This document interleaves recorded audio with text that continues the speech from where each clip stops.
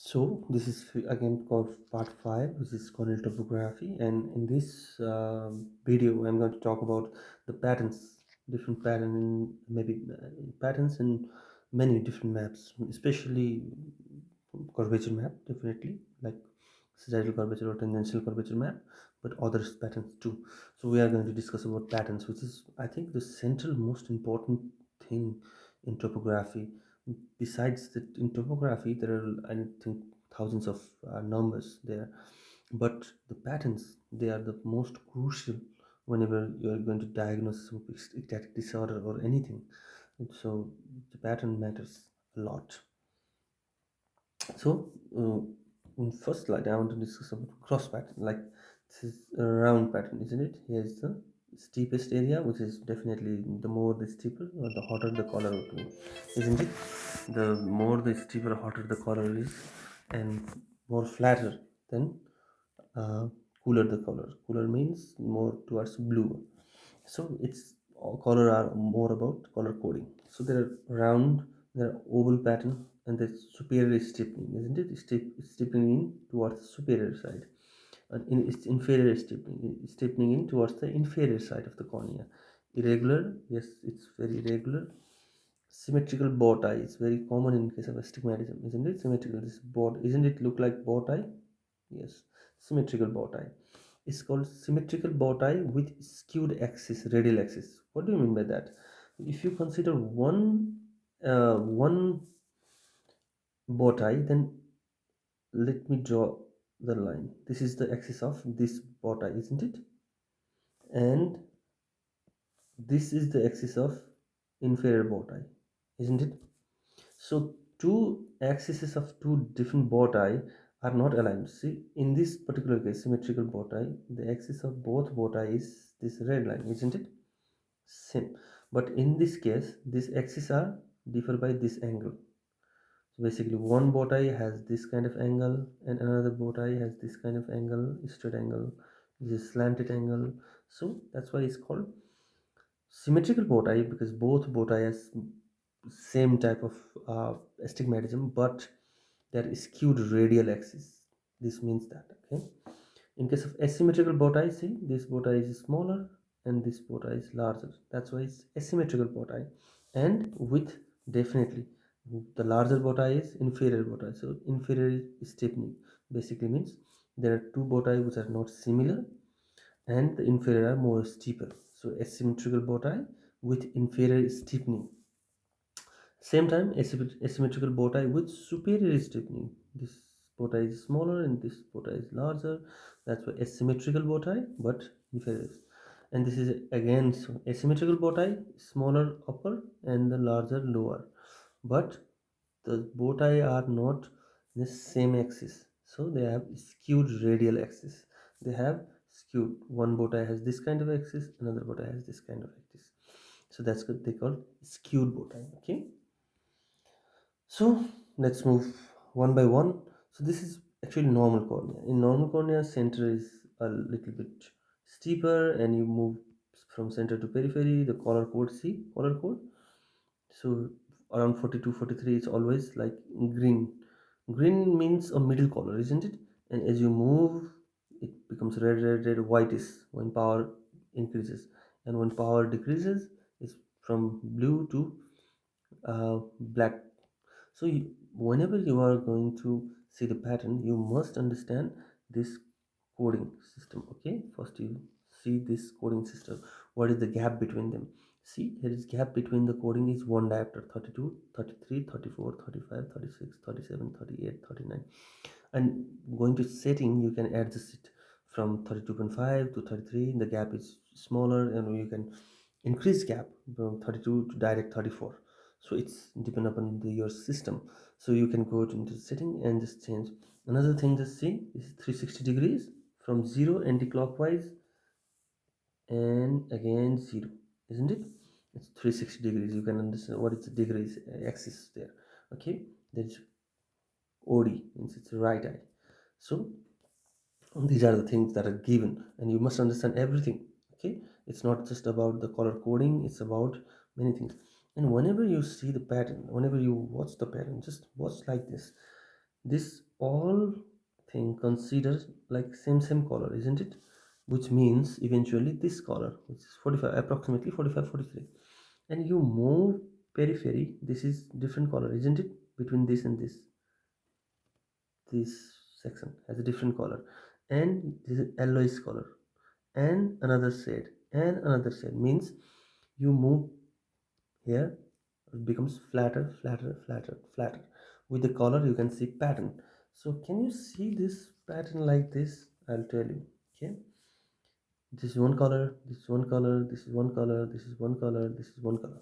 And as you move from center to periphery, the color becomes cooler and cooler and cooler and cooler, which means actually it becomes flatter, flatter, flatter, and flatter and flatter. Okay, so same thing going to happen with the other topography, like this diameter, there could be micrometer for thickness, the diameter it could be micrometer for elevation map.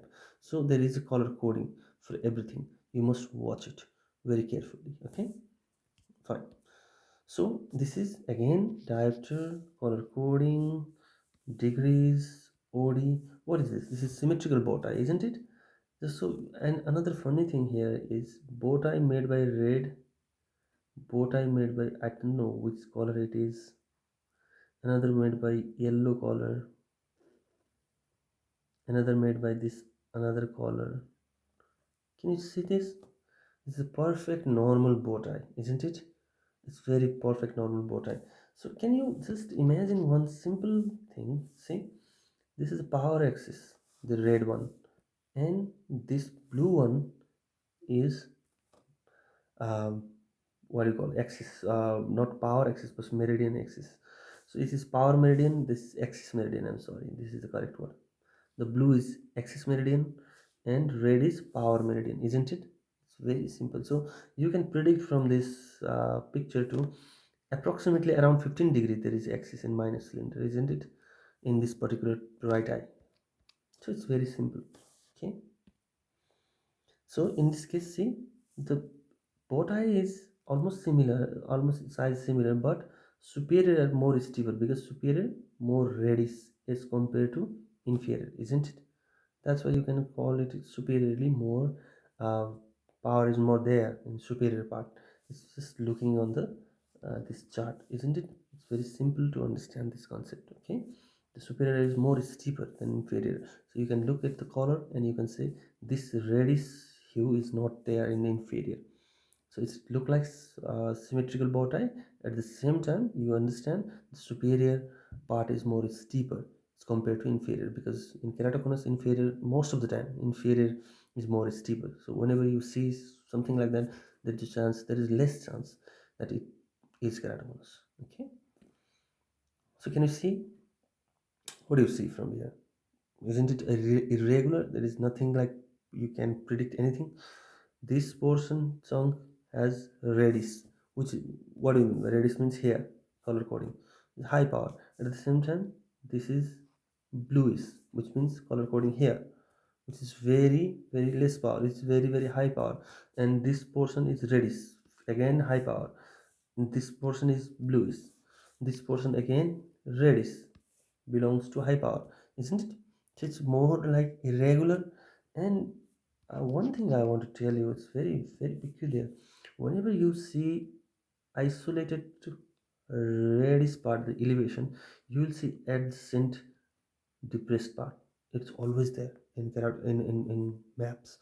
You have to understand that whenever you see hills, you will see valley too.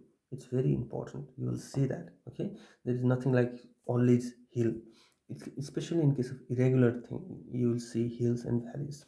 It's very important that you understand this concept. Okay, so I just put this Corneal topography here because I wanted to tell you the four maps that which we have discussed. This sagittal curvature map, or maybe you can choose from here, clicking here, tangential curvature map, and another elevation map. It's front elevation and it's back elevation. Always elevation, there are two elevation map because elevation maps are more sensitive to detect keratoconus, especially back elevation.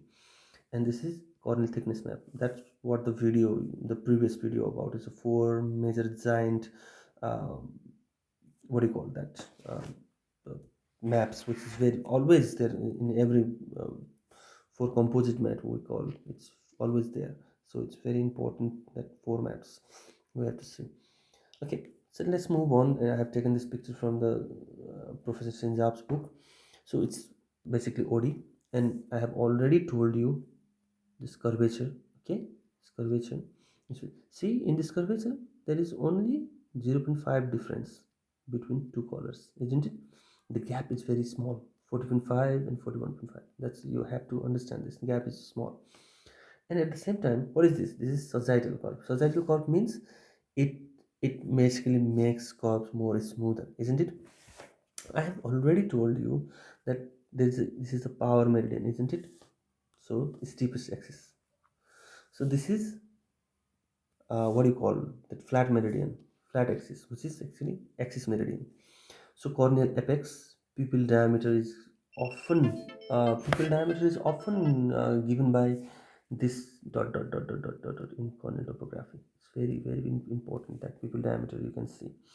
And even one of the great thing that whenever you see corneal topography, see just here, it's 5 mm diameter, it's 7 mm diameter, it will give you what is the diameter. And another thing, 0 30 degree, this is axis. Can you see? It's very important. Okay, so you can tell that it's basically this. Okay, and another very important thing that you have to see, but it's very crucial. Many of the student of mine, they cannot see this, but they have to see this temporal and nasal, because it's important. Whenever you see something like that, let me try to explain. Whenever you see keratoconus, or whenever you suspect keratoconus and you have the steepest past inferotemporally, then how would you tell me it's inferior because it's right eye and it's towards the temporal. It's called inferotemporal, isn't it? It's not inferonasal. So that's why you have to it's right eye, and this is C, it's 9 mm zone overall. So it's very important that you understand this concept. Okay, so it's basically two opposing points on the circle of 5 mm. Basically means on the circle of 5 mm there is two opposing points. So basically you see this thing very. So what do you notice is steepest and flattest meridian. It's what do you call this? It's very simple symmetrical bow tie, isn't it? It's very simple. And just notice, always notice topography, the pupil size, and then notice, see this pupil size dot dot dot dot dot dot dot dot, dot, and that highest point around 45 46, around 45 46 is symmetrical bow tie. It's very important to see. Again, he's given nasal and temporal. Okay, so moving forward is again symmetrical bow tie, just a different picture because it's very symmetrical, isn't it? So it's very symmetrical bow tie. So see, in this picture it's symmetrical bow tie, but this is what, it's against the rule astigmatism, isn't it? Stiffness in horizontal axis means against the rule astigmatism. It's very simple, very simple picture. I have again taken from the Professor Sinjab's book, this book. And what is this? Symmetrical bow tie but oblique. So this is the power meridian and this is the axis meridian, isn't it? It's oblique. Okay, so what I wanted to show you in this is the entire societal and tangential map. This is societal map, obviously left right is tangential map. Can you see societal map how smooth it is, but in tangential map how focused is small. And even this irregularity, see this irregularity is clearly seen in tangential map, but here, can you notice this? No. Yeah, and the pattern is very much focused here, but it's like spread overall, isn't it, in tangential map? So symmetrical bow tie on left while it's crab claw pattern in right. Can you see this? In left societal map, you see like symmetrical bow tie, but whenever you move from here to here, tangential map, isn't it like crab claw pattern? Yes, not completely formed, but yes, it look like crab claw pattern. So that's what it is. It's very crucial to see both maps, especially tangential map is very important whenever we're going to discuss or we want to actually understand the keratoconus. Then tangential map matters a lot. Okay, See, this is sagittal map, but can you see round apex elevation? So this is and again taken from some books, and this is extreme case. See, but sometimes it look like extreme, but it's not extreme actually. Why it looked like extreme? Because you don't have that range, high range. See, it's just from 36 to 43. 43 is very normal, isn't it? Very normal. So that's why you have to understand these things. You go to setting and you change the setting. Actually, you change the setting and you space, actually make space wider. See, here's space is not wider, it's like 3.29 and 3.5. The gap is only 0.3, which is very very less, and make gap 2 diameter at least 41 40. It will gone, it will go, it actually look like crazy. It's wow, it's huge, but it's not huge. See, the power is 46 here. Can you see it? 46, 45. Do you think that 46 and 43, 45 is very high? No, obviously not at all. So first thing is tangential map. Another thing, the mistake is here. Okay, here's the mistake. We put this particular, what do you call, color mapping with very small gaps. You have to change it, and then see again, this chart will become very very easier. So it's look like oval hotspot, but it's not. 46 is very normal power, don't you think so? 46 is high? Not at all, not at all. So it's very important to this doing these things. Okay, and see, in this case, it's societal curvature map. What is this? Can you see it's something superior part is steeper, isn't it? This is superior part and whole is steeper compared to inferior part. So it sometimes look like this. Inferior part is steeper is compared to superior part. Yes, and we suspect keratoconus a lot in this case. Yes, inferior part is steeper than superior. I think 1.4 diopter is steeper. If inferior part is steeper than superior, then we suspect keratoconus. See, irregularities is some steep and this kind of, and there is asymmetry between lateral part, and this is called irregular part. Okay,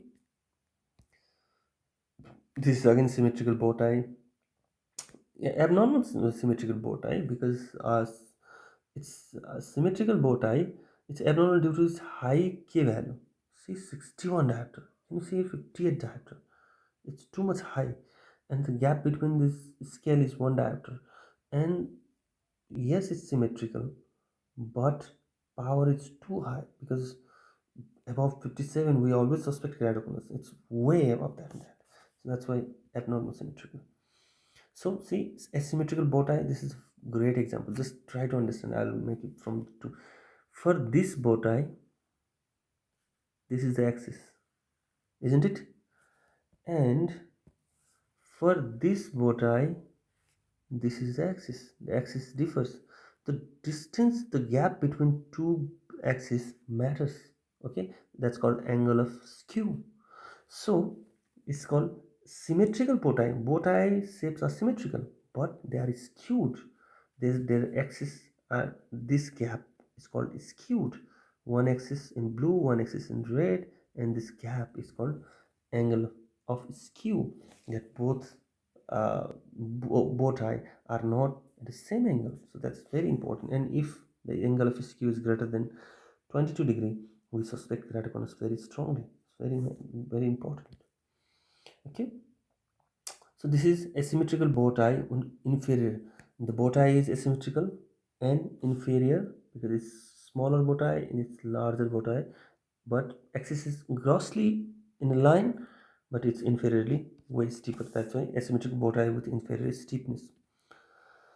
So it's asymmetrical bow tie. The inferior bow tie is very small, superior bow tie is very large. Yes, definitely superiorly steeper, isn't it? Butterfly shape. Can you see? It's butterfly like shape. So that's why its name is butterfly pattern. Okay, I don't know. It's butterfly pattern basically. Oh, that's great. So crab claw pattern, typical crab claw. Can't you see the crab claw? Claw of crab comes like this, and it's called crab claw pattern, or sometimes we call in I think it's called basically what do you call kissing pigeon pattern, crab claw pattern. So which is commonly think we think crab claw pattern in case of PMD, position marginal degeneration, but that's not the hallmark of PMD. Hallmark of the PMD is bell shaped curve in not in curvature map but in pachymetry map. That's very important. So junctional or D, I don't think it's look like crab claw pattern, but we think it's at a D. Okay, so junctional pattern or vertical D pattern, and slopes are joined laterally. Sometimes it look like a small crab claw pattern, but yes, it's called vertical or okay, sorry, junctional or vertical D pattern. So smiley face, yes, it's look like a little bit smiley face, but it's a name given. Fine. So another concept that you have to understand is the concept of enantiomorphism. So enantiomorphism is a phenomenon of mirror shaping. It's very important. Enantiomorphism. So inter-eye symmetry, that's always there. In this phenomenon, the right eye is mirror and right eye is mirror in a right eye is mirror shape to the left eye, both tomographic pattern and value. It's very important. What is enantiomorphism? Enantiomorphism is literally mirror. Like enantiom means literally mirror. Morphism means shape, isn't it? So enantiomorphism is mirror shaped uh, to it. Right eye and left eye is fundus, don't you think? That's enantiomorphism. That's definitely enantiomorphism. If you put right eye's fundus in mirror, it look like left eye fundus, isn't it? So same thing happens in corneal topography too. So with phenomenon like even values and patterns, they always enantiomorphism to each other. So I'll tell you another. See this picture.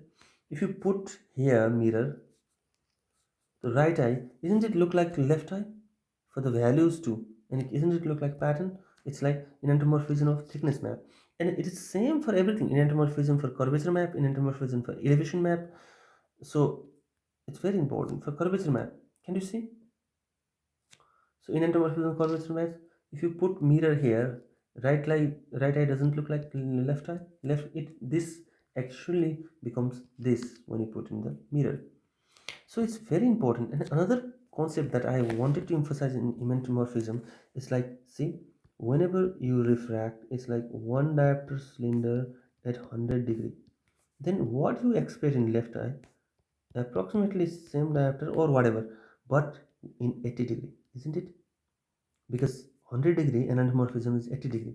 And how do you know that? When you add those 2 degree, it must be 180 degree.